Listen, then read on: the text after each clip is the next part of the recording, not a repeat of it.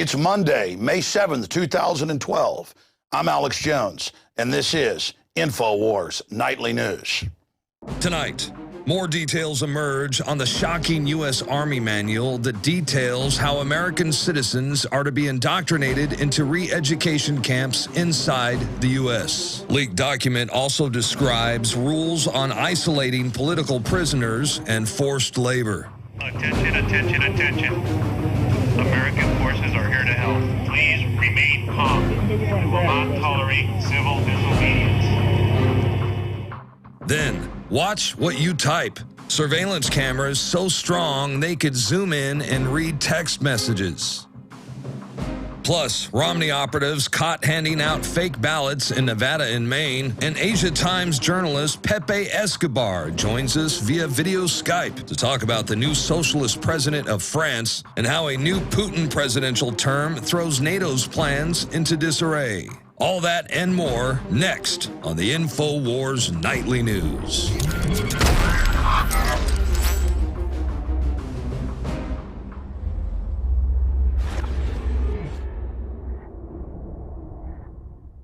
First off tonight, we're seeing big changes all across Europe, at least on the surface. They're running from the arms of the so-called right-wing Sarkozy in France into Francois Hollande, the socialist that says he's going to take people making over €1 million a year and tax 75% of their wealth. That's exactly what Warren Buffett in the United States and other globalists have been calling for at the Bilderberg Group that he's a member of. They want to take the upper middle class and new riches money and transfer it in banker bailouts to the elites. That's exactly what they've been pushing for, and this will only further bankrupt France. We're already seeing a big exodus out of France to other countries because of this. Well, the globalists, the billionaires, they've already written the laws in Europe and in the U.S. to exempt themselves.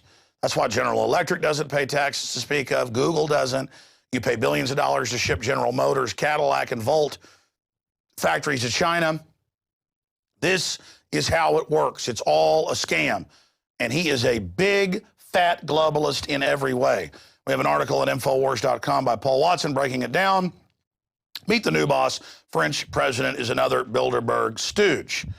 You see, all this news media I listened to this weekend when it was announced he'd won was, well, the French owe all this money. Oh, they're bankrupt.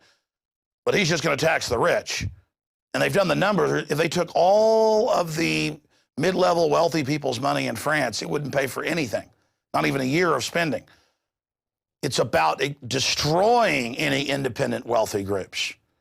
And the system knows that. And the media keeps acting like Europe and the debt in the U.S. is owed by us. That is a small part of it. And I'm not for the social welfare state because it makes us dependent. That's why these finance oligarchs do this. So Hollande claims he's at war with finance capital. He's not at war against the crony capitalist, the insiders. He's financed by them. He's at war against independent wealth, and that's what's really happening on that front. And it is extremely creepy to see people running out of the arms of one controlled crony system into the arms of another. Same thing is happening in Ireland, same thing happening in Spain. They've just had elections in Germany. Merkel's in a lot of trouble in the parliament. They're putting extreme leftist, extreme right-wing in, but all controlled at the end of the day in Greece. Very serious development. Now, shifting gears to brainwashing. You like naked body scanners and TSA on the streets because of the horrifying underwear bomber, part of the naked scanner rollout? Well, get ready because part 2 is here.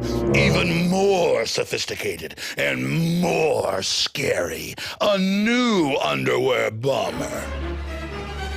But wait, there's more. This new underwear bomber is more sophisticated, like the Phantom Menace, Osama bin Laden.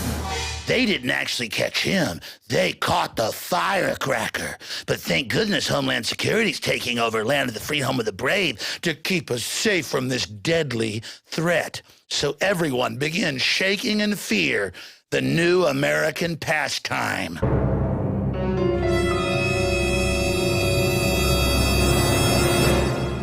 You've seen all this hype about how Al-Qaeda's been defeated, the new enemies, the American people. Thank God for Homeland Security, intensifying the takeover and giving themselves no-bid contracts.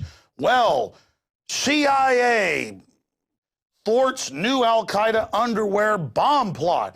They say that was just as sophisticated and deadly as the last. Seen the thing that wouldn't even explode, that the drugged idiot had in his pants, and that witnesses saw the U.S. government get him on the plane. And then later, on C-SPAN, the Undersecretary of State admitted an unnamed agency ordered them to help get him on the aircraft. It's not clear who built the bomb, maybe Easter Bunny. But because of its sophistication and its similarity to the Christmas bomb of 2 years ago, counterterrorism officials, known liars, suspected it was the work of a master bomb maker. Oh, a master bomb maker. So see, TSA, who now we learn doesn't get background checks, they want felons. They've got to grab your wife's breast and go in your baby's diaper.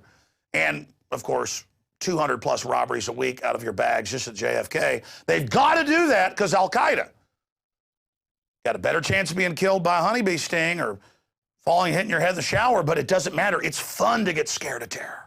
It's fun. We shouldn't get scared about the black uniforms, the face scanning cameras, the government taxation, government killing 260 plus million people last century, 10 million plus already in the last 12 years, this century. No, no, no, no. Look, it's scary. Underwear bomber. He's black. It's even more scary. He's going to get you. He's going to get you if you don't take the vaccines. Thank goodness they're saving us. Oh, from another plot. And, of course, the White House spokesman under Bush had to admit that they would issue fake terror alerts, and so did Governor Ridge. He wrote a book and said, yeah, we'd issue fake terror alerts for the election, and Obama's doing it again.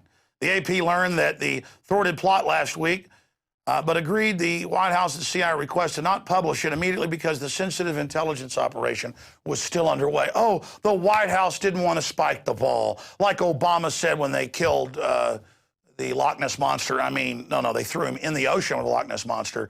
Bin Laden a year ago, and other fables about Rumpelstiltskin. This time now, they waited because of the sensitive nature. It's scary. Scary sometimes. Thank goodness all over Texas where I live, TSA is now running warrantless checkpoints. Because, I mean, Al-Qaeda could be anywhere. And we've got to have random checkpoints because bombers wouldn't just pull into a checkpoint and blow people up. No. Look, oh my gosh, land of the free, home of the brave. Just get rid of it. Get rid of all my freedom. It's scary. Shifting gears, since we broke that news last week of the declassified Army document for re-education camps for political dissidents inside America, we've had a chance to really go over the 327-page document with a fine-tooth comb, and it's got slave labor in it for U.S. citizens and processing us with our Social Security numbers into the slave camp. This is just, oh, well, par for the course now. You know, the CIA director says they're operating domestically, which is illegal, and they're spying on the American people through their iPhones and other devices without warrants, but that's okay. Now we're going to be taken to the re-education camp. So yesterday it's the TSA groping your children and your wife, and now the system is coming after us physically to throw us in the re-education camps. But first they'll collapse society. They admit part of it will be economic inside the re-education camp. You know, people will be there as refugees, but they'll also be the political area where you're actually locked up as prisoners. I think that's pretty darn important. Speaking of re-education camps, the military itself is under incredible brainwashing and manipulation and is finally starting to wake up per capita more than any other group. We have another report here out of WorldNet Daily reporting on a purchase bid put out by DARPA, where DARPA is saying they'll give people incredible investment of hundreds of millions of dollars, basically, if people can bring them proposals for super high-tech chips to be implanted into the troops. And I've actually talked to military, including people in my family. The military is already getting chips in the officer class and others, and that is classified. So very, very serious news on that front. We certainly are in a 21st century technocracy that's being established. And here's another report from the Daily Mail that integrates into the microchip report. All over the U.S. and British news, they tell you every day, hey, you are being watched. You know, better watch what you have to say. And here's the headline: watch what you type. Surveillance cameras so strong they can zoom in and read text messages. Well, the government's already reading people's text messages illegally, and it's amazing. Another powerful article out of WorldNet Daily today, and we actually did a report on this last year. They allow people to have Facebooks calling for killing George Zimmerman. And they have Facebooks showing the most wild stuff you can imagine. But our supporters, Infowars.com supporters and others, well, we've had our Facebooks deleted before. We've got a bunch of accounts that fans have set up and turned over to us over the years with millions of likes. Our main is the Alexander Emmerich Jones channel. And by the way, it has the wrong spelling of Alexander Emmerich Jones because the fan used the Wikipedia spelling of my middle name that's incorrect. People always ask, which is it? Well, whatever. The point is you can like us over there if you want to help get that out while we're still on Facebook. But a pedo book, which is basically what Facebook is, they allow people to call for killing George Zimmerman. So does Twitter. But if you want to talk about liberty or patriotism, you get shut down. Well, now Facebook shows kids raped, sodomized. That's the headline. And there's a warning that the report contains graphic details of sexual abuse of children. And it appeared in numerous locations on Facebook. WorldNet Daily immediately reported images of child pornography and child sexual abuse. The FBI censored screenshots published are among the mildest of those found. And it is unbelievable. Unbelievable what is on there. And having 3 young children, it makes me feel extremely violent. And by the way, HBO's rolled out a new comedy series where it shows 5-year-old girls performing fellatio on giant sex toys. But CPS, on a fake tip by a neighbor, will come and take your children. And of course, CPS is 5 times more likely, according to Justice Department's own numbers, to be abusers, including sexual abuse. In fact, that's even higher. And it's just unbelievably criminal what this government has become and what it does. And going to the FBI, there are some good people low level, but DynCorp Halliburton has come out, run giant child kidnapping rings, and don't get in trouble. So WorldNet Daily did a good job reporting on this, but it just makes me sick. By the way, I want to shift gears into another report here. This is out of the Daily Mail. And I've told you about this for years. They sell whole babies, ground up babies in pills. A lot of the top cosmetic makers are getting melted down babies. PepsiCo has admitted that they use fetal tissue in their flavoring. And federal regulators have ruled that shareholders can't stop that or demand that stops. So this is like the golden child or something where the devil's trying to get the golden child to, eat something unclean. I mean, this is really evil. Thousands of pills filled with powdered human baby flesh discovered by customs officials in South Korea. If we buy slave goods from China, we then get deindustrialized. And if we have 52 million abortions in this country since Roe v. Wade, we then become garbage as well. When you treat human life like garbage, there is a quick slide to the bottom. And all of the blessings of liberty go out the window. We are a rotten, decadent society, and the corrupt are feeding off those of us that still produce and still work hard. But undoubtedly, this society is going to go through some very tumultuous times in a series of collapses before people finally get their morality back. But it's going to take desperate self-preservation for people to understand that every ancient society went through these decadent cycles, and that's why morals were then brought in and promoted. And then the country or the nation state becomes incredibly profitable and powerful again, and then people become decadent slobs, and the cycle continues. The next article is from Infowars.com. Romney operatives caught handing out fake ballots in Nevada and Maine. Attempts to divide and disrupt official Ron Paul delegate slates. Romney sends in lawyer that stole election for Bush in 2000. So there is all sorts of chicanery going on, and the media is going to spin this that Ron Paul's trying to steal with the delegates the popular vote. Listen, Ron Paul won Iowa. That's now been admitted. He won Maine. That's been admitted. They've basically admitted he won Nevada and other areas. They stole the early states so they could say he wasn't a front runner and have shoved Romney in there. So I think it's great that Ron Paul is going to disrupt the convention and go in there and try to inject some sanity. But we've got the video in the article. It's pretty amazing to watch the footage of all of this. Now, we've warned you about this over and over again.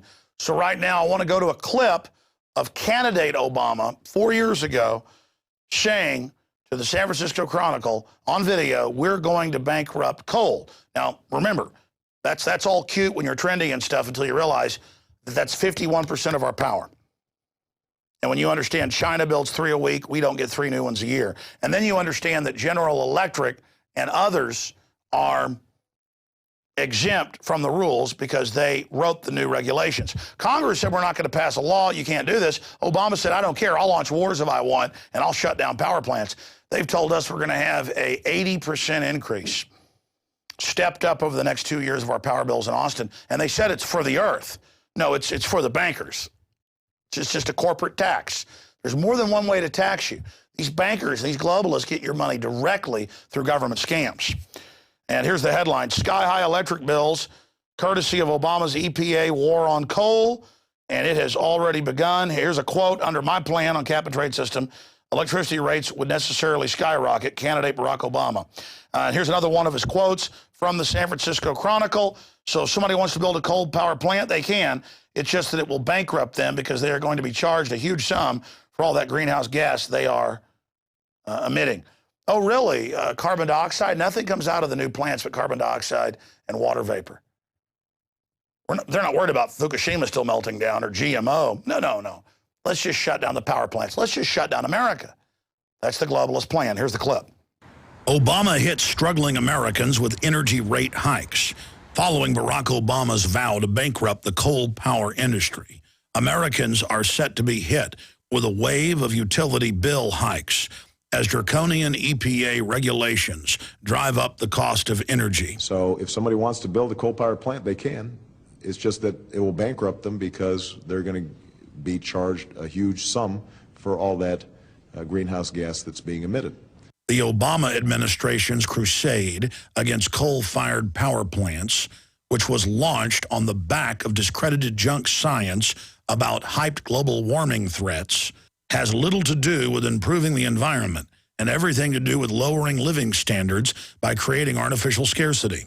The EPA has now listed as harmful carbon dioxide that is part of the life cycle of the planet.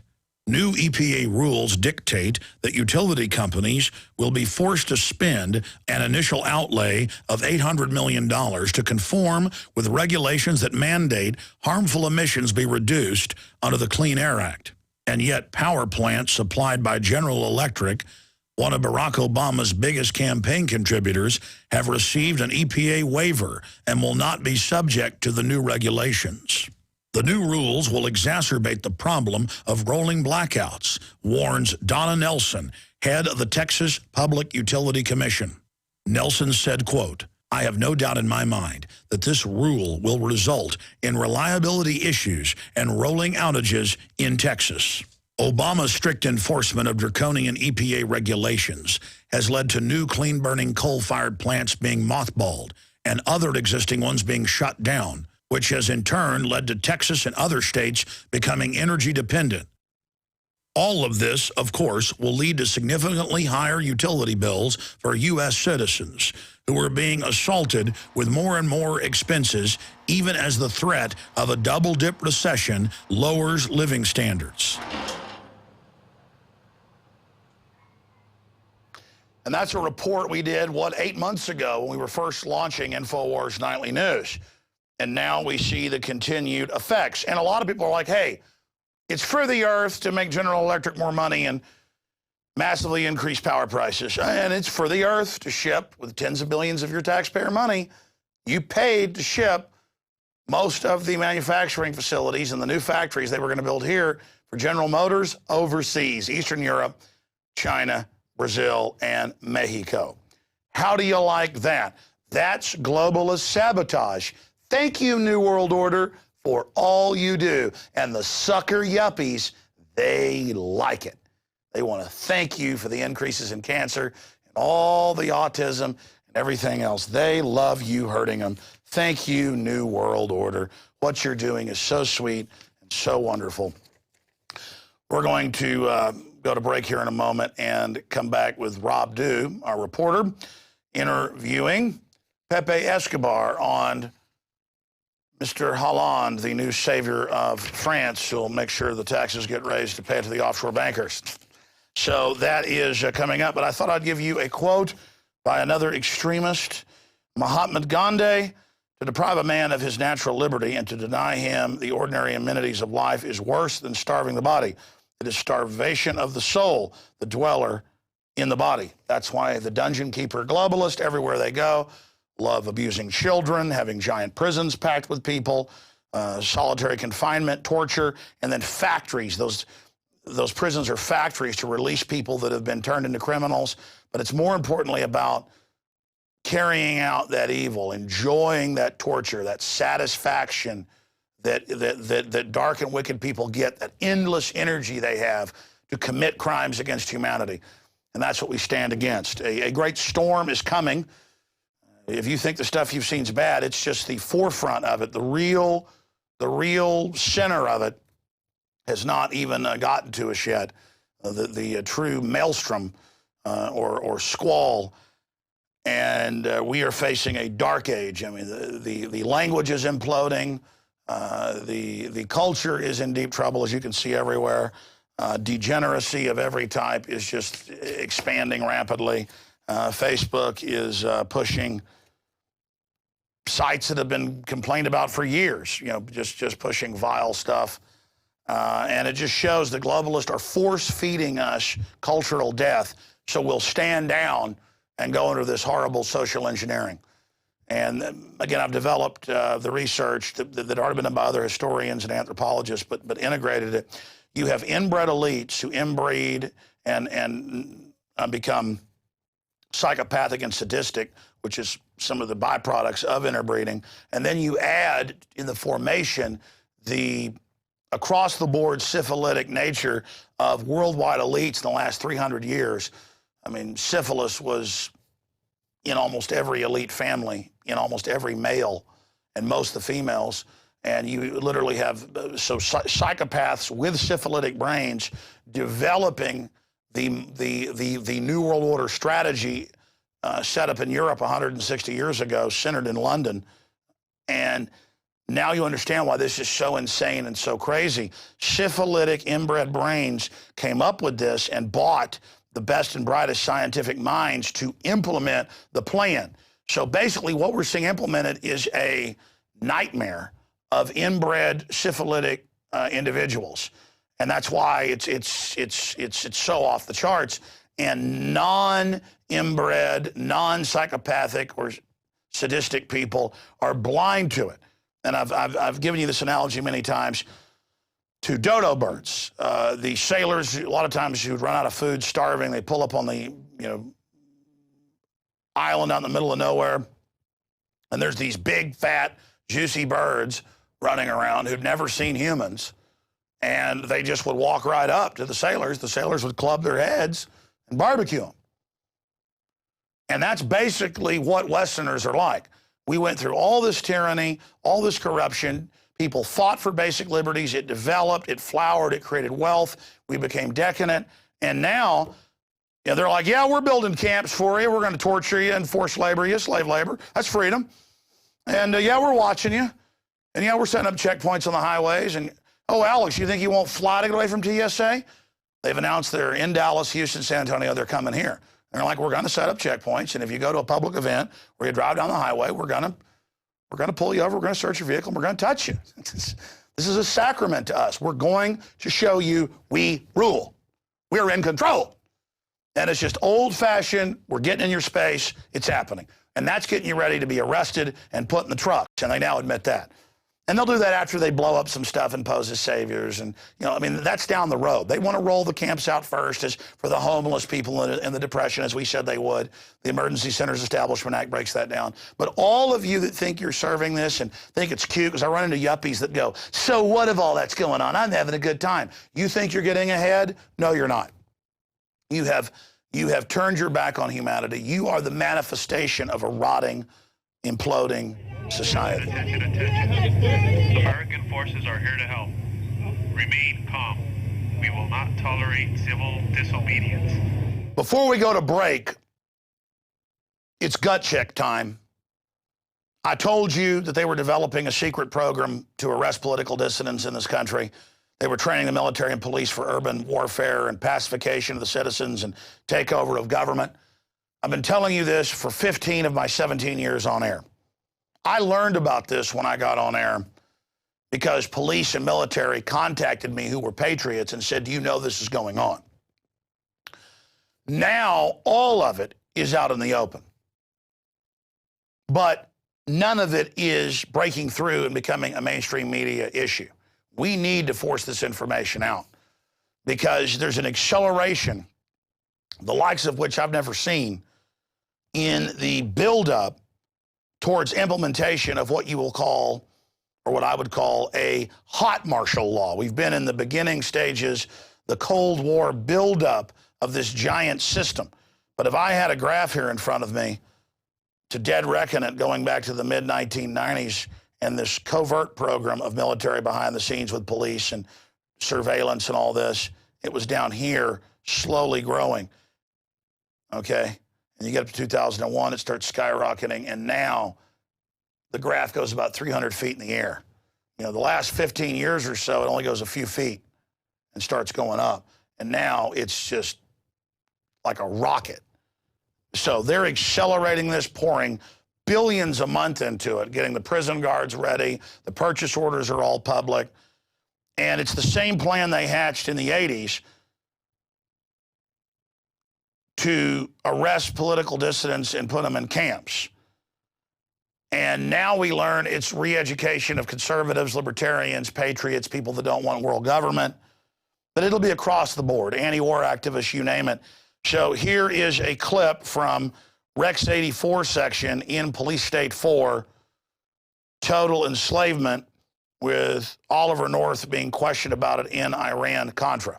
Up on screen are photocopies of the Miami Herald, and this goes back into the 1980s, when they had congressional hearings dealing with shadow government and martial law. There's the headline, The Secret Government.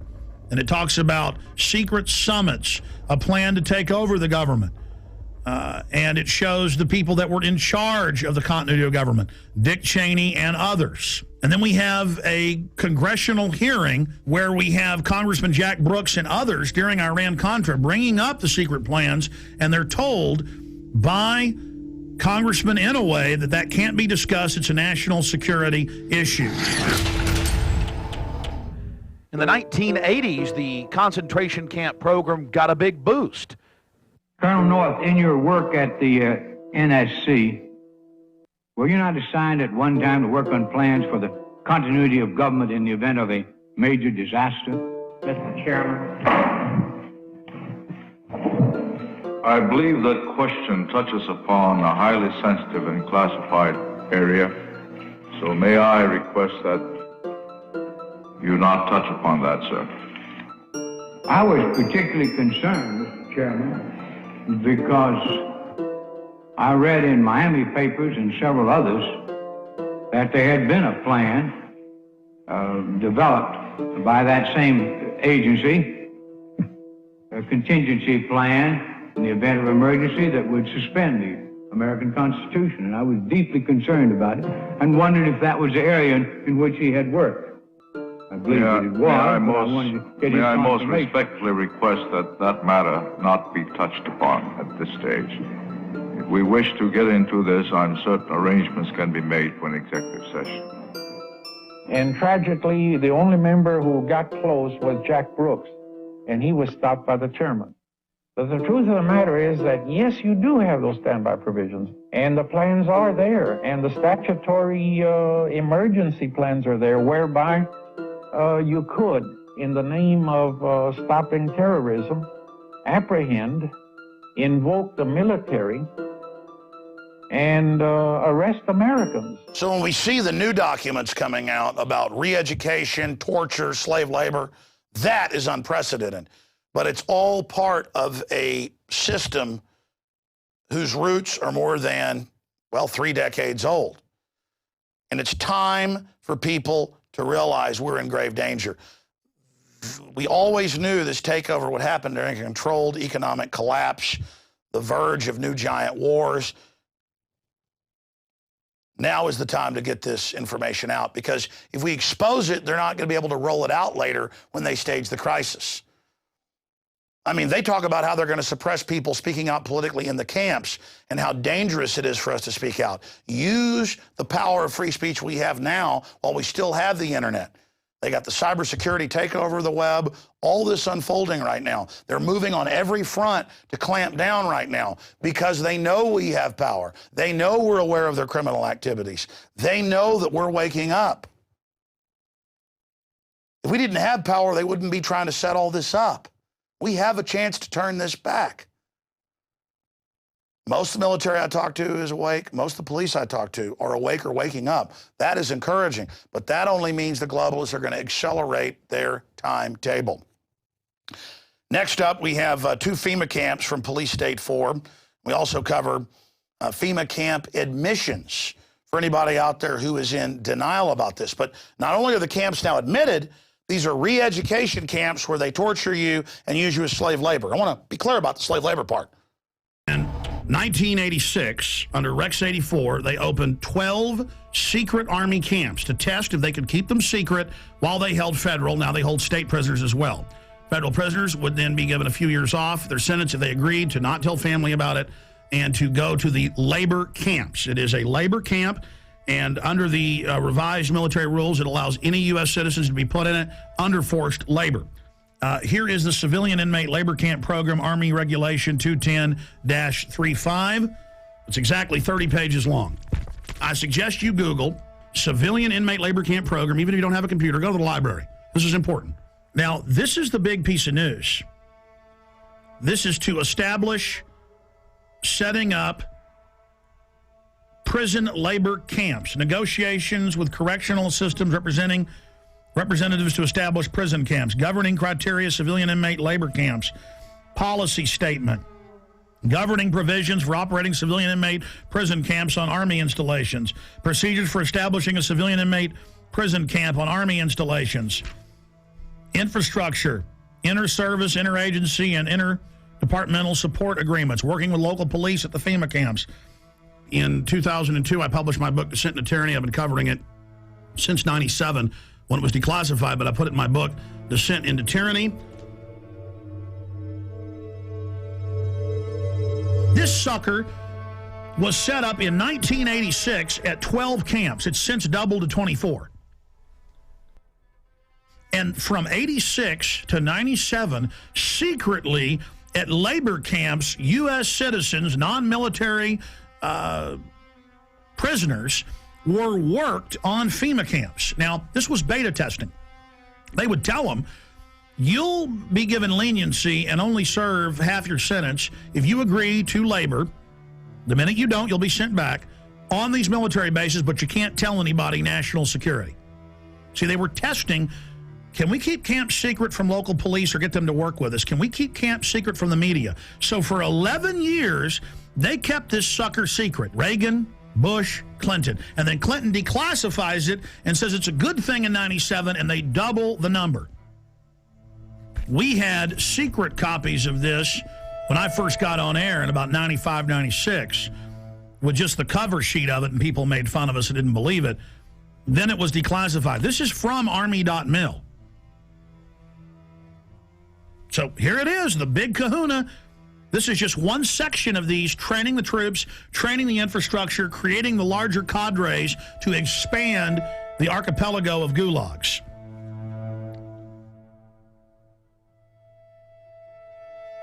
New legislation authorizes FEMA camps in the United States. And it says 6 major camps across the country with hundreds of sub-region camps. Now, if you watch my films and read the documents we put out, that's exactly what we said the camps are and how they operate, because we reverse engineered all this. The camps are already built. It's when they want to openly announce they're doing it that they then pass a law. And they say, oh, all these shut down military bases that they've been keeping refurbished and putting barbed wire facing in and putting in showers and bunks, and we knew that those were to be the FEMA camps, because in the FEMA documents and the congressional leaks and from people that worked at the camps, we knew, and we would list the camps. Then we noticed when it was declassified in 97 that the very camps that had been, quote, decommissioned under the base closure, because they'd said back in the 80s under Rex 84 they were going to use the camps in Congress. So we said, you want to know where the camps are? They're old military bases, and they're old POW camps from Italians, Germans, and Japanese. Now, here's some more clips of the police and military doing checkpoints around the country to condition the public for military occupation, which the Stars and Stripes and Army Times admits is now being established to suppress the American people, along with their pot-bellied shock troops, the TSA. Whether it's terrorism, riots, or any major disaster, local agencies will be the first to respond. That's why Roanoke City wants its disaster training to be as real as possible. Jeremy Butterfield has more. It's supposed to look like a riot, and the scene at William Fleming High School had all the elements. I'm one of the rioters that the guard and the police force had to take down and arrest, and did very successfully. In this scenario, everyone has a role to play. The rioters were ready to fight back as Roanoke Police, Roanoke Fire, local National Guard troops, and members of the Virginia Defense Force secured perimeters and moved in to make the arrests. Prior to 9/11, these organizations couldn't communicate and did not work together. They worked to support each other, but not together. And with the recent events of the last 3 to 5 years, we've become very good at working together, which is very important. You bet. Now, we played the clip earlier of you on a local news station talking about Army checkpoints. The governor found out, thanks to you and others, and canceled it. Can you just in a nutshell tell us exactly, specifically what was going on? Yes, I can. First of all, I have got to check. Now, I don't have concrete facts, but I don't think the military has, first of all, any jurisdiction to be checking seatbelts. When you look at the fact of a military unit being out, your daughter, my wife, or someone driving through a roadblock with all of these local officials, the Army and everybody out there, I think it's just going to scare people to death. I think our local and state officials have the staff when needed to check seatbelts, to do a seatbelt check without the Army getting involved. And I just don't think it's a good idea. Well, obviously, sir, I don't know if you've heard, but yes, it still violates posse comitatus. They haven't completely removed that 1878 law. We know in Mexico and communist China, they have troops on the streets. This is a sign of a banana republic, of a third world police state. So that we don't want that. But the larger issue here is that they've announced Homeland Security wants to put 20,000 regular Army troops to patrol America. The Naval War College, the Army War College has said their new job will be engaging us, combat with the American people to stop an insurrection against the banks. So, A, are you aware of that? B, can you tell us specifically what units, how why the Army was going to be out running checkpoints? Well, I got this news late on Friday, and when I got the news, I immediately jumped on it to try to call some local authorities that I knew first to see what was going on. And when I made the call, I found out at that point in time that the governor had already made the decision to cancel this, and which I was very proud of that. But I am not aware of Homeland Security doing this. I did hear that they would be involved in this roadblock issue on last Friday. So that's part of the preparation. Guardsmen to conduct urban training at Arcadia in April. This is going on, scaled back now. It says in this article, going door to door, asking if they can search homes looking for weapons. And they practice raiding the local gun shop. And this is for domestic operations. Lieutenant Colonel, I really appreciate you coming on such short notice, sir. My pleasure. Thanks for the invitation. You bet. I saw this article out of the Daily Times Herald in Carroll, Iowa. Have you seen that? I sure have. And it's telling us about an urban warfare drill to be held in several towns. Can you tell us about that? Sure. It's actually a planned training event to provide our soldiers with greater proficiency at what we call cordon and search, which is a mission that, just for a little background, we've deployed nearly 13,000 members of the Iowa National Guard in the global war on terror. And the vast majority of those have been in Iraq and Afghanistan. And one of the missions that they perform in Iraq and Afghanistan on multiple occasions is cordon and search, where basically you are trying to get to an area, cordon it off to make sure everything's safe, and then actually search for caches of weapons or other kinds of contraband which could harm American forces and other like Fallujah, what we saw in Correct. Fallujah. Mm-hmm. Correct. Exactly. So because of where we're located in Iowa, there are no active duty bases in Iowa, so we kind of have to create our own urban training environments. So the plan on this particular training event was to actually use a small town of about 450 people. The town has actually kind of adopted the unit, which is called Company A, 1st Battalion, 168th Infantry, and they were more than willing to participate in the exercise.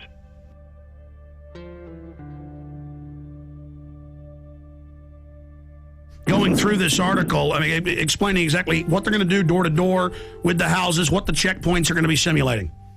Sure. When you're talking about cordon and search operations, you've got several different rings of security that you've got to provide in a particular area. And then it's important that people are treated respectfully as you go house to house, as you're looking for certain items, particularly in our experience in Afghanistan and Iraq, looking for weapon caches, whether those have AK-47s, RPGs, rocket-propelled grenades, that is, any kind of ammunition or any kind of improvised explosive devices, et cetera, et cetera. And our job, when we go on a cordon search, is to locate those kinds of items.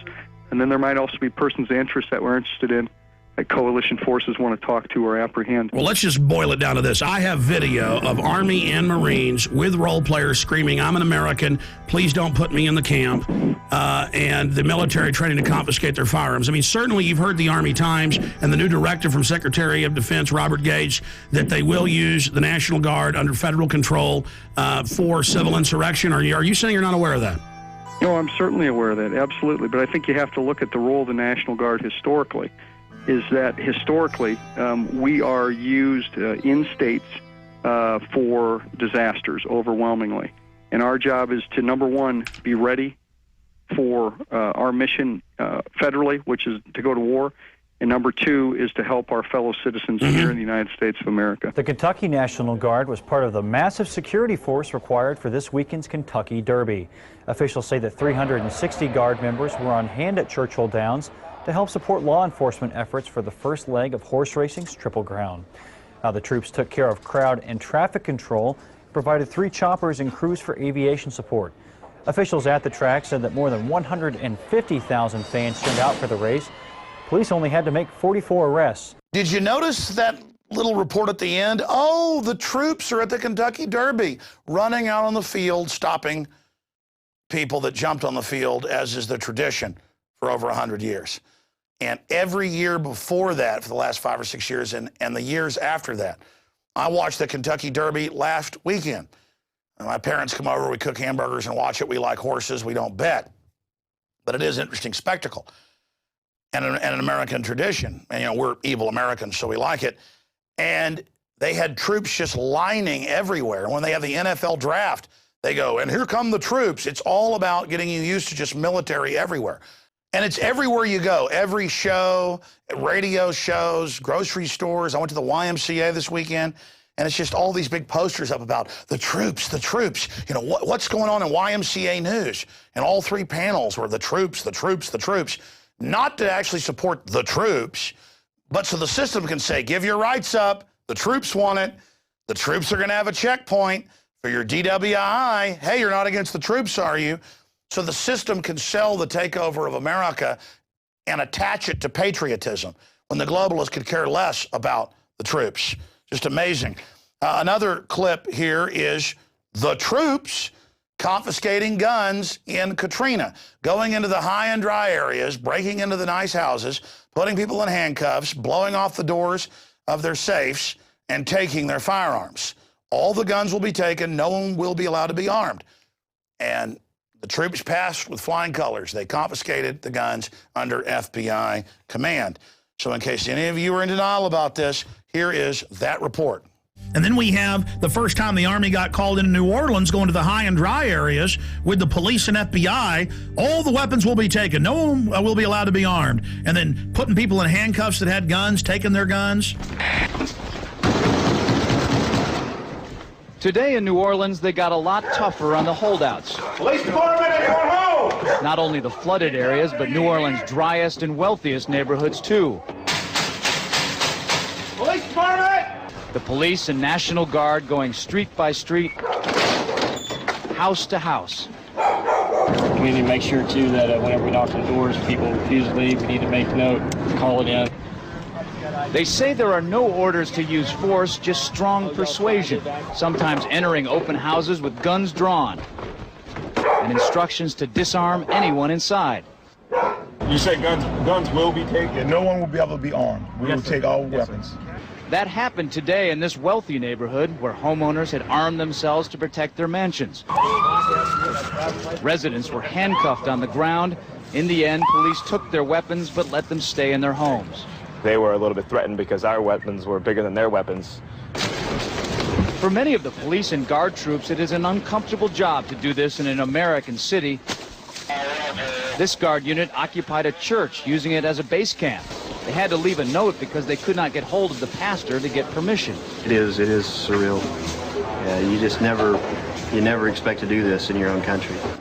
Brigade Homeland Tour starts October 1st. 3rd Infantry's 1st BCT trains for new dwell time mission. Helping people at home may become a permanent part of active Army. And then you read this, the Washington Post reported it, everybody else did. It says, for riot control and civil unrest during a collapse of society. Then the Army War College came out a month later and said, yes, we're preparing to engage the American people. So there's that going on. So they have to have troops to take you to the FEMA camps. Washington Post, 20,000 more U.S. troops to be deployed for domestic security. They then expanded and said it won't be 4,000 troops, it'll be 20,000. Now they're saying, oh, it'll be 40,000 regular Army troops. The very troops that were in Baghdad doing gun confiscation, the very best troops they've got. Here's another one. Marines admit security force to operate inside U.S. This directly from the Marine Corps' own website. And they did it with role players, practicing confiscating people's guns. Here's another one. Unit learns skills to fight different enemy. And this is out of the American Force Press Service. Now, this next clip is so incredibly important because a year and a half ago, I sent our reporters, Rob Dew and others, to Chicago for an urban warfare drill where the local police and military worked with troops from Poland and other Eastern European countries. And the role players were Boy Scouts and Girl Scouts and school kids that took part of this. And they also had a drill taking them to the local sports stadium. I also sent McBreen and others out last year to Denver, where they practiced taking the children under FEMA to the local sports stadium during an emergency. So the system is training you to live under a martial law. And now in Chicago, for the NATO summit, all over the city, they're going to have naked body scanners and are saying, you have no Fourth Amendment. We're going to grope you on street corners. Again, they use all these special events. Now when there's a parade, they say they're going to grope people. Or when you try to go to a high school football game or high school proms, they have TSA groping or TSA trained people. As if, well, the TSA are here. They're allowed to wave a wand. I mean, they don't even pass a background check. That's why they're holy. So they're allowed to do all this to you. I mean, look at all their pedophilia and other crimes. I mean, they're God. They get to suspend the Bill of Rights. That's what's happening here. So here we have a clip of the troops training to pacify the American people, foreign troops. Here it is. I'm Captain Joe Bright. I'm the program manager for the SURF-P program for the Illinois National Guard. I'm here with Major Lejak from the Polish Epidemiological Response Center of the Polish Armed Forces. We're here participating in a Homeland Security exercise. We'll be working on military support to civil authorities as part of a terrorist scenario where they have a biological weapon. Major Leziak and the Polish Armed Forces have a partnership program with the Illinois National Guard. We do cooperative training and exercises, and it's been very beneficial to both of our services in helping us develop our capabilities. The exercise today and what you'd expect to see will be some terrorist scenarios in which there are multiple casualties. We'll have search and extraction team that will be extracting casualties from different facilities. Those personnel that are extracted would be contaminated, potentially with a biohazard. So we'll have a mass casualty decontamination team that will decontaminate them, and then we have a medical triage and treatment team that will provide medical care to them before they're moved by ambulance, if necessary, to a hospital or other type of long-term care facility. We'll see National Guard cooperating with civilian authorities. Typically when we respond, we only fall under a civilian incident commander because we're in the States. We respond to their needs, their requests. We're basically a force provider and bring specific skills to the table to assist local law enforcement and civil authorities in providing the services and protection to the people in their areas. My name is Major Emil Dishak. I'm from the Military Response Center of Polish Armed Forces, and we are here with my soldiers to make a next step in our cooperation with soldiers from Illinois National Guard. This cooperation started 5 years ago. Last year we had a big exercise in Poland, near Warsaw, and this year we have a great opportunity to participate in exercise in Chicago. That's a partnership between Illinois National Guard and the Polish. The state of Illinois is a partnership for Poland. So we have good connections, and this is the reason why we train together from 5 years. So here it's 12, and the second group is 10. And they are designated to a civil support team in another place, so we are divided to do groups to learn as much as possible. Okay, and is it just Polish Army, or are there other forces? Yeah, we have also participants from our Ministry of Interior, from Fire State of Poland, and from Polish FBI, and there are also another group from police. Do you have American forces in Poland? Do you do exercises with them there? Actually, now we have American soldiers, but they have no connections with us because there's special forces, another kind of forces. But we had at least 3 exercises together with our colleagues from Illinois National Guard during the last 4 years. Okay.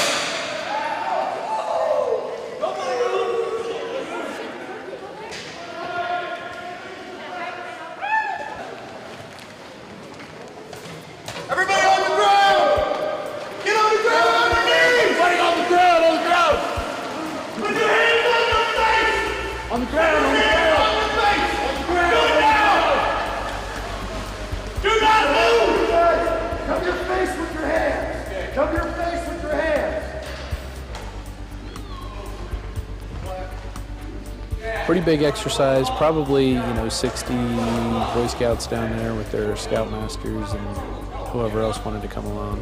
Notice they have them lying face down in the anthrax powder. It's a very real-life situation.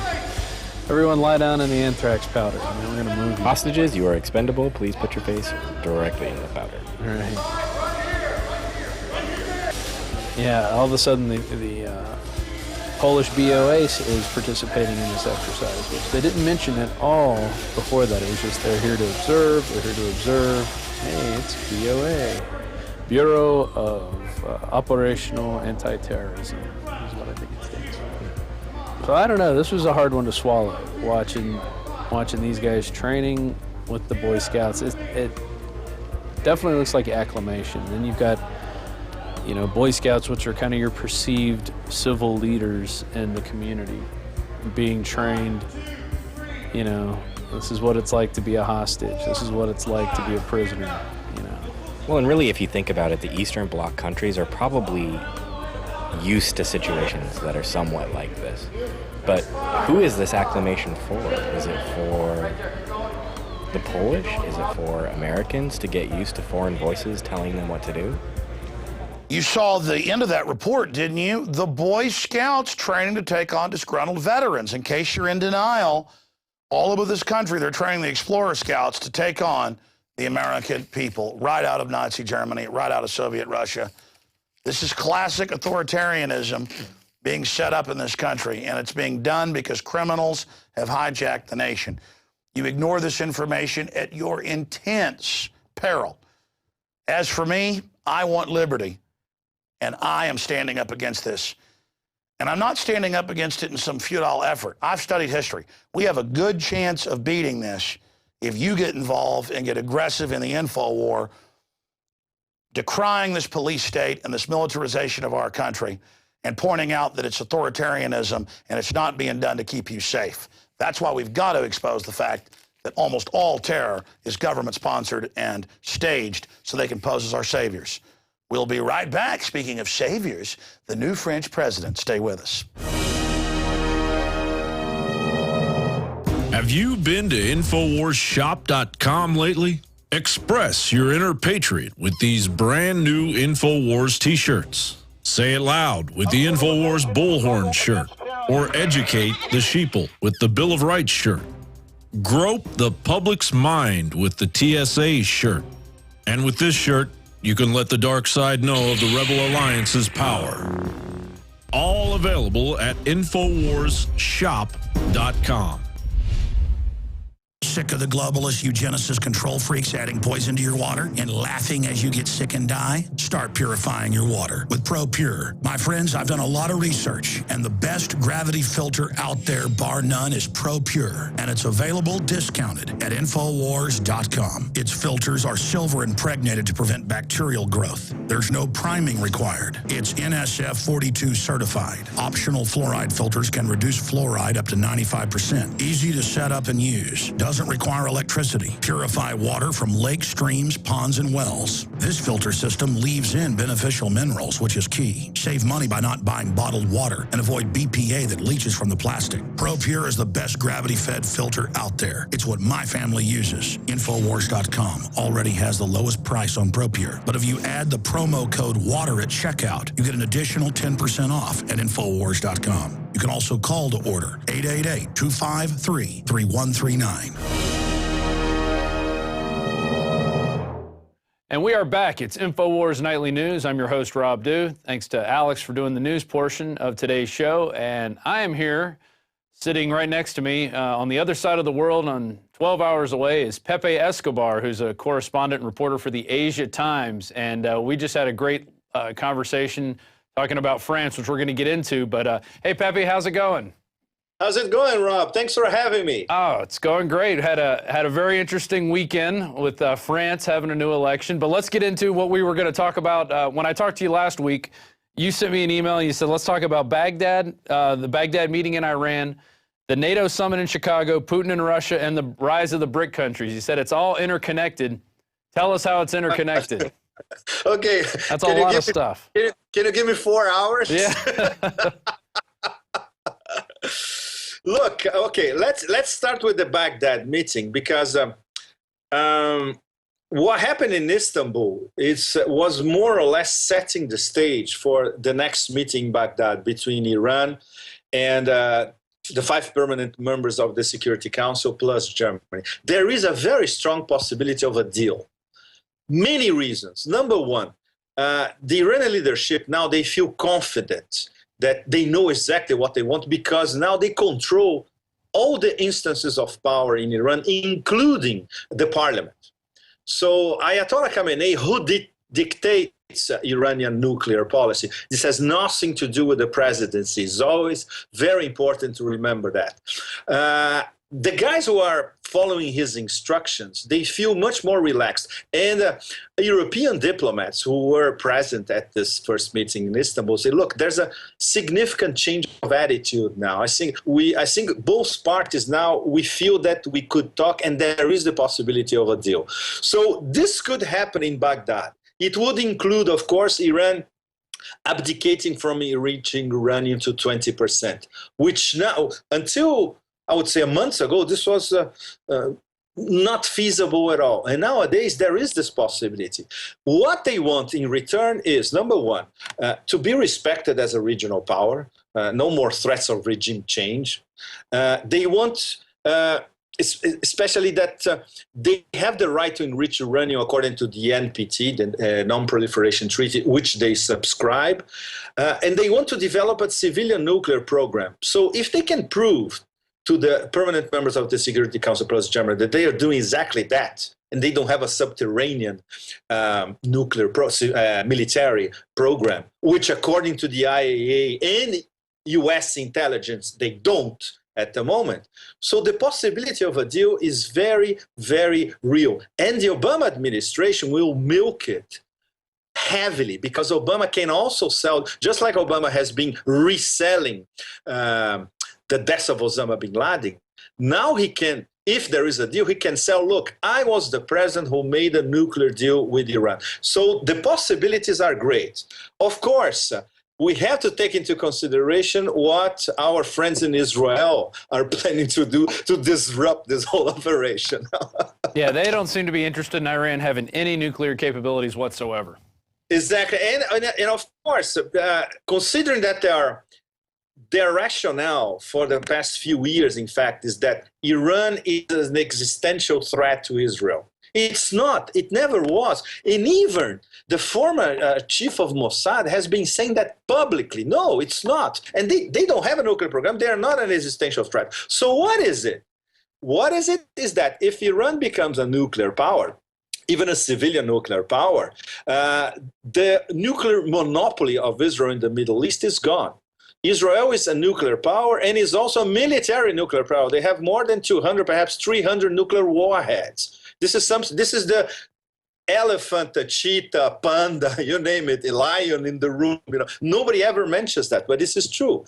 So there will be some sort of equilibrium because there will be another nuclear nation, even a civilian nuclear nation in the wider Middle East, in this case, Southwest Asia, right? So, and of course, there will be the elections in Israel probably in September. We don't know what's going to happen if Bibi Netanyahu will remain in power. If he doesn't, there's a possibility of Israel being a little more, let's say, a more rational player than under Bibi, which they've been doing basically apocalyptic stuff for the past few years, saying that Iran is going to bomb them tomorrow. When what could actually happen is the other way around. Well, and there's been assassinations in Iran. There's been all kinds of provoking. We're flying drones into Iran that are being captured and I guess retrofitted or re-engineered by the Iranians. So, we're not doing anything to really, it doesn't seem we're doing anything to help this kind of peace process, or maybe we are trying to play both sides is what it looks like. Look, it's very complicated because the Obama strategy, the way he's been selling it is it's basically lots of sticks, and if the sticks work, there will be some carrots afterwards, which in diplomatic language, in fact, a lot of people, including myself, we have interpreted this as the roll over and die diplomatic strategy. Iran has to accept everything that the U.S. says that they have to do, and then we're going to start discussing about alleviating some sanctions, not extinguishing the sanctions. And Iran is saying, no, we sit at the table, we propose something, you propose something, we get a deal, and then the sanctions are out of the picture. Because then we will prove to you that this is only a civilian program. And there's absolutely these sanctions are meaningless. And this, so far, the Bush administration, of course, and then the Obama administration, they haven't listened to this line of thought. And now they're probably reevaluating their possibilities, especially because what we just mentioned, the possibility of an electoral gain for Obama if a deal is actually reached, Mm-hmm. Well, and then how does this tie in with the NATO summit in Chicago? I don't know if you've been reading in American papers, but they've created evacuation plans for the citizens to move out of Chicago. They're not going to allow any protests. They've got missiles on tops of roofs with shoot-to-kill orders and no-fly zones. I mean, it is like they're turning, Chicago into Baghdad almost. And in fact, exactly. Maybe this is an exercise of NATO turning Chicago into Kabul of Baghdad, and see if their new techniques are going to work in an urban environment. Considering that they don't work in Afghanistan, right? Against Taliban or Pashtun organized guerrilla. This is completely absurd. First of all, what is NATO going to do in Chicago?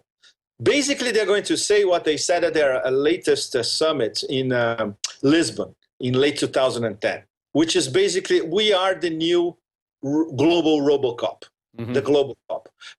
We follow United Nations Supreme Council, Security Council mandate, or maybe we can even bypass it if the US tells us to do so. NATO, we should never forget, NATO is the European arm of the Pentagon. So everything that NATO does, well or not well, depends on the Pentagon. Why NATO won the war in Libya? Because Obama signed an executive order in June last year ordering the Pentagon to transfer to NATO all the best satellite and all sorts of intel that NATO didn't have access from their bases in southern Italy. Then they won the war in the next months, basically. Until then, they were a bunch of incompetent drones, which what they are, basically. So without Pentagon guidance, NATO is nothing. In Afghanistan, most European countries, including France, by the way, which Holland has already said that he's taking all French soldiers out of Afghanistan by the end of 2012. And most European countries, they also think Afghanistan is a tremendous black hole. It has nothing to do with them, and they want out. They informally and off the record, they say, this is an American problem. It's not our problem. We have our German, Italian, French troops attacked everywhere that we were posted. We're not making any progress. If we leave or we don't leave, this civil war inside Afghanistan will go on forever. So it's up to the Americans to solve this problem. So NATO is losing a war in Afghanistan. They won a war in Libya, which was also an AFRICOM war. That's the Pentagon African arm. That's also very important. Libya is that's the stepping stone into Africa, essentially. Because now they're talking about going into the Sudan. They've got this made-up war against Kony. Right. There's plenty of ways. It could be, the pretext could be Kony. There are already special forces in that very sensitive triangle because there's lots of oil and minerals.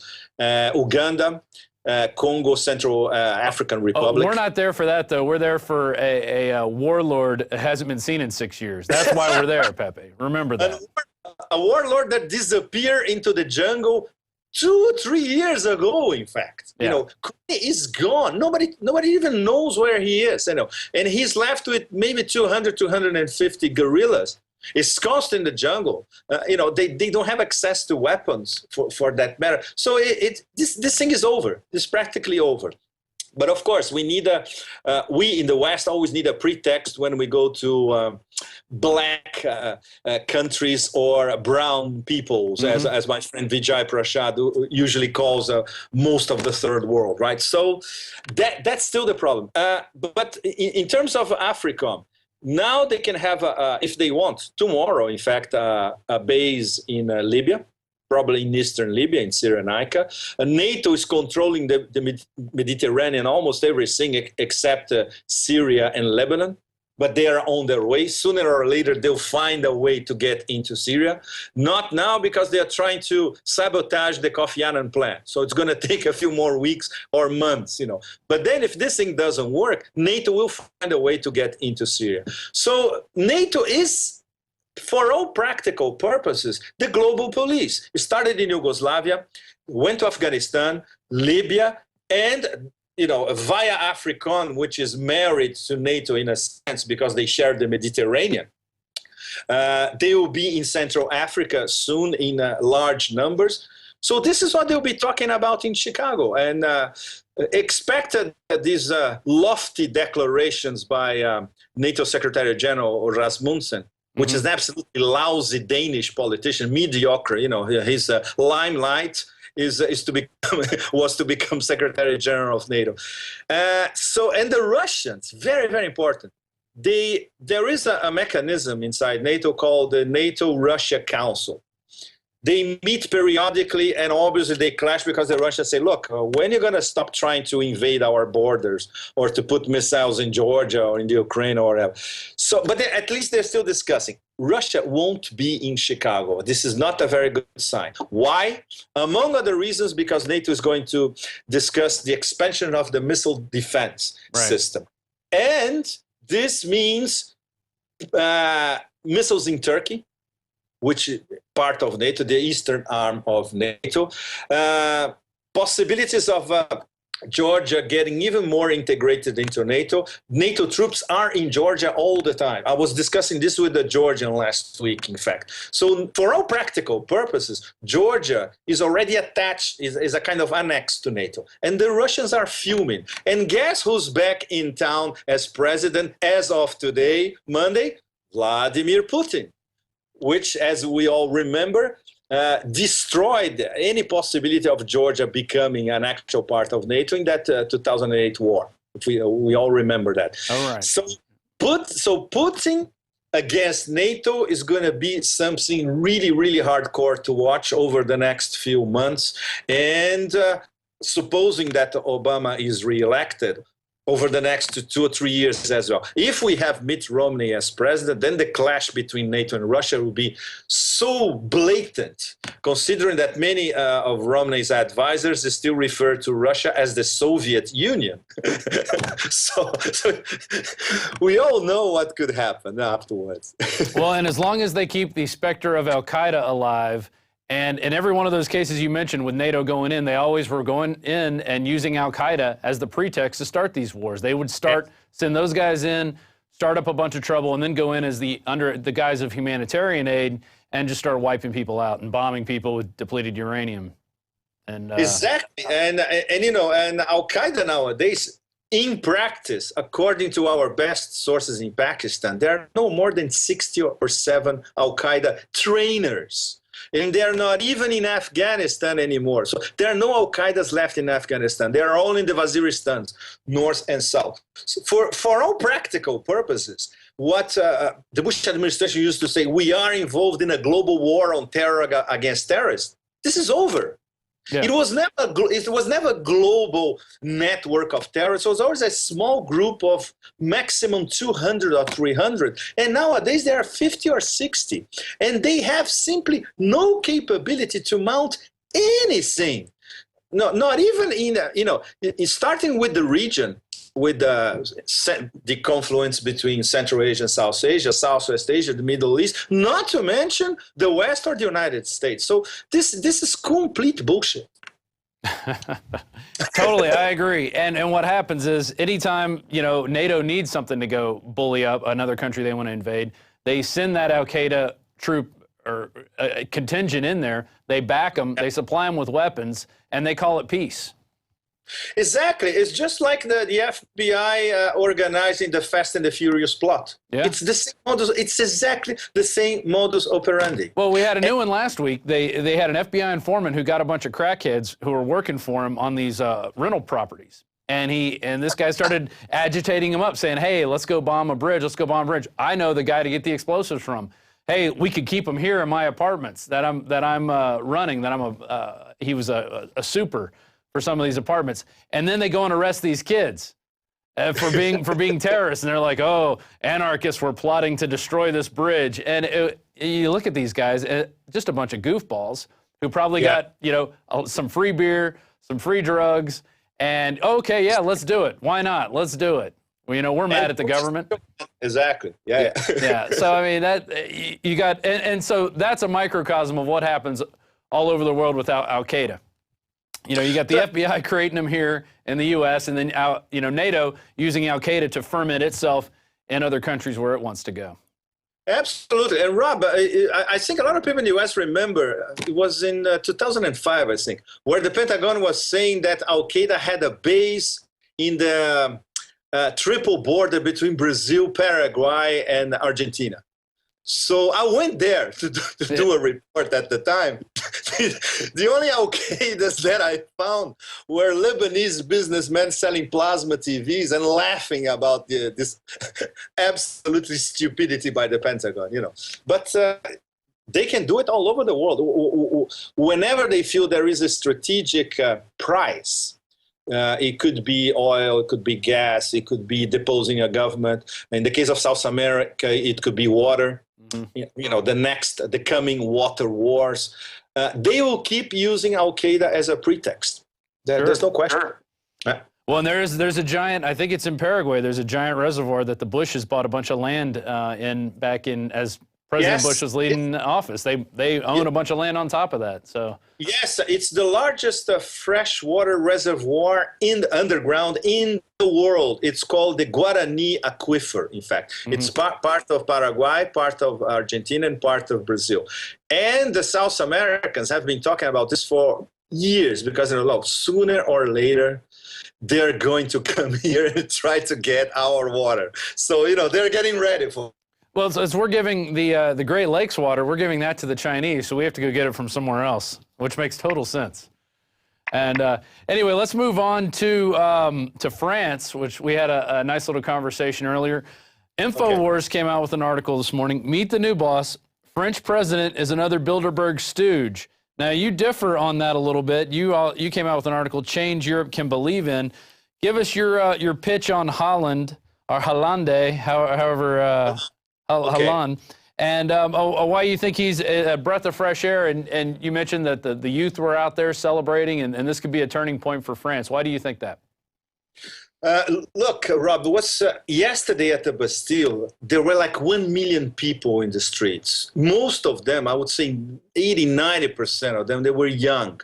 It was the first time since the beginning of the financial crisis in 4 years or over 4 years that people start thinking, look, maybe there is an alternative to this austerity mantra by the European Central Bank, the German Minister of Finance, the Bundesbank, the Germans especially, and what used to be until yesterday the Merkozy couple, Nicolas Sarkozy in France, Angela Merkel, the Chancellor of Germany, which is austerity is the cure for real. No, it's not. Austerity is killing not only European industry, European businesses, and European population as well, especially the young population. They will never be able to find a job, even fresh out of college with a very good education. It's impossible. There's the economy. There's no growth at all. If governments keep adhering to this ultra strict fiscal pact, as they call it in Germany, there will be no economic activity whatsoever in Europe in 4 or 5 years. And countries will be going down the drain. Their only escape route would be to escape the euro. But still, nobody knows, nobody, not even any collection of Nobel Prize winners in economics know what could really happen if, for instance, Greece or some of the other Club Med countries left the euro. It'll be very good for them in terms of exports, in terms of tourism, in terms of revitalizing their industries. The problem is they will still have a debt, and the debt will be denominated in euros. And how will they pay for this debt? Nobody knows. But still, the young generation, with the election of Hollande, and of course, Hollande is no messiah. He is a member of the elite as well. He studied at the ENA, which is the top administration school in France, is one of the best in the world. He was an economics professor at Sciences Po in Paris, which is one of the best political science faculties in the world as well. So he is a member of the elite, and he rose through the ranks of the Socialist Party, which nowadays it's more or less neoliberal, not as hardcore as Merkozy, but it's with a tinge of social democracy. Meaning, we need more social justice in Europe. We don't want to replicate the American model, which for most Europeans is too wild and it's pitiless. In Europe, unlike the US, in Europe, there is a social safety net. The welfare state still works in most of these countries. If you fall ill in France, you go without paying a cent to one of the best hospitals and you get treatment. Imagine this happening in the United States. Out of the question, unless you pay a fortune. So they want to keep especially what the working classes in Europe acquired in terms of rights for these past 30 or 40 years. They want to keep their standards of living, and at the same time, they need to grow. So who's going to pull that off when most of these countries are in deep debt? And also the case of France, right? So Hollande is campaign promises. We don't know if this is going to happen. He wants a 75% tax on the wealthy, which is not going to happen because there's going to be a barricade of the la grande bourgeoisie, the hyper bourgeois in France, or they're going to park their money forever out of the country. He wants more teachers. He wants to enroll at least 60,000 to 70,000 new teachers, boost to education. And he wants to introduce a tax on financial transactions. This explains why the City of London, Wall Street, The Economist, for instance, they've been on an active campaign against Hollande for months, saying that if he's elected, it's going to be a disaster to Europe. No, normal people, average people, the average worker in France, they're saying, no, maybe now we have a chance to keep what we have and start growing a little bit instead of being stuck into austerity. Of course, it's too early to tell, but that's the meaning of that explosion of joy all over France today. That's it. So I particularly don't expect that this is going to happen because it's an uphill struggle. Merkel is going to be ultra hardcore with Hollande. They say, look, I'm not going to renegotiate the austerity pact. It's going to be austerity for everybody. So what's going to be Hollande's response? Nobody knows. Well, what's interesting is when you look at what happened in Iceland, they told the banks to go shove it, essentially, and now their economy, after 2 years, is making a real recovery based on the people getting up and pulling themselves up by the bootstraps. But I don't think you're going to see that in France. I think they're going to say, no, this is our debt. Even though the bankers made it, we have this giant bureaucracy, which we were talking about earlier, especially within the European Union, on top of the other bureaucracies those are the ones that are taking the money from the people that could go to these programs, because there is money to provide for people in these instances, because it's not a lot of money and compared to what it costs to go to war and blow up a bunch of countries and then rebuild them. Absolutely. And Rob, the money is there, but the problem is the money is with the banks and with the 0.1% of the European elite, which is all of them are in the financial market as well. The problem is the money is not trickling down to productive investment. So even some people inside the European Central Bank and even the former Goldman Sachs bureaucrats who are running the whole machinery now in Europe, including in Italy, they're saying, okay, we need an austerity pact, but we also need a growth pact. So this is what Hollande is going to do. He will try to renegotiate with the European Central Bank and with Merkel some sort of growth pact. Okay, growth, but where is the money coming from the growth? You have to come from especially Germany, German capital. And I'm not sure German capitalists they want to finance sort of a reconstruction of Europe at this moment. And that's the big if. Let's say within the next few weeks, we're going to have an idea if Holland will be able to, because Holland can say, look, okay, so no growth, no productive investment from where the money is. Okay, so we're not going to follow the rules of the austerity pact, and the other Club Med countries, they won't as well. So what are you going to do about it? So he has some margin of maneuver, you know. Well, after reading Paul Joseph Watson's articles, because I admit I didn't know a lot about Hollande. You know, he's got him supporting the euro. He was a former aide to Francois Mitterrand, who was a Mason, and he's part of the establishment.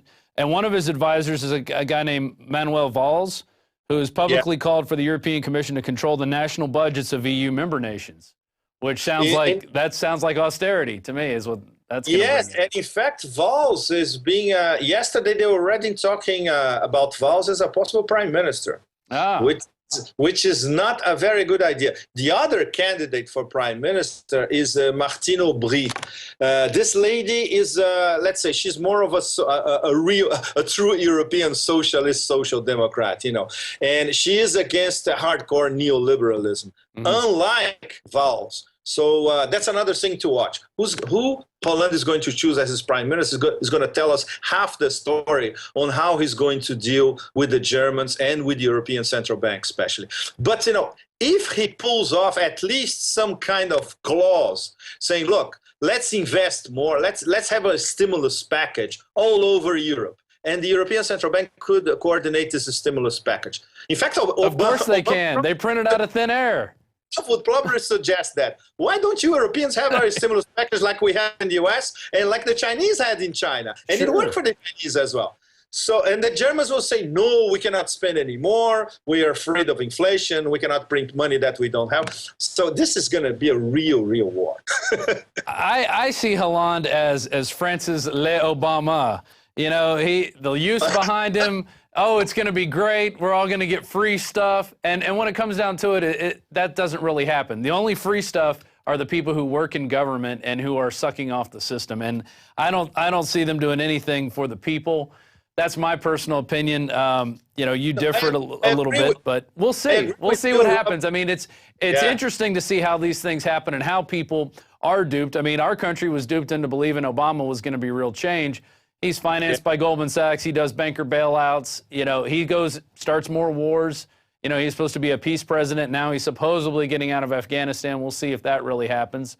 We're never going to leave Iraq. That's never going to happen. And by the way, Rob, the U.S. will never leave Afghanistan either. Huh? Don't forget that 2,000 U.S. troops will remain in Afghanistan after 2014 and keeping 3 strategic bases. Right. Kandahar, Shindand near the Iranian border, and Bagram, which is huge. It's enormous. You know, it's like it's bigger than JFK and O'Hare put together. Well, one thing what we have to do though in Afghanistan, that's all part of the bringing heroin to the rest of the world project. That's part of our aid to the rest of the world. We all know how that works.